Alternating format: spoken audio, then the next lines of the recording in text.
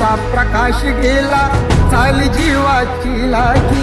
भीमा पाठी या जगात आता पाली उरलेला नाही. असे म्हणून दलित सारे रडू लागे धाई धाई. चैत्यभूमीच्या ठिकाणी अश्रू गंगे सवे नयनी वाही. अश्रून कोटी पिले तरीही, अश्रून कोटी पिले तरीही भीममूर्ती नातारली. दुष्ट काळाने भीमरायांची प्राणज्योत ती चोरली.